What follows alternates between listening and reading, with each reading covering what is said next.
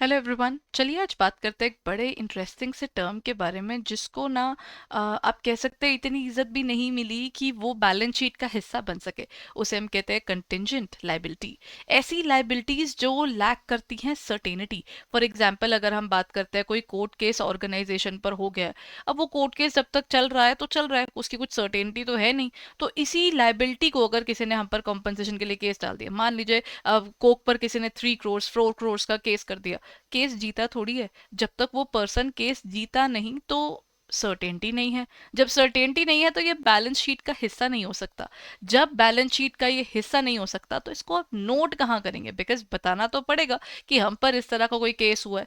तो उन्हें हम कहते हैं कंटिंजेंट लाइबिलिटीज। इन्हें बकायदा फुटनोट्स में दिखाया जाता है सो दैट ऑर्गेनाइजेशन का ये एक इंपॉर्टेंट एलिमेंट नोट किया जा सके और हमारे पास जो शेयर होल्डर्स है उनसे ये छुपे भी ना।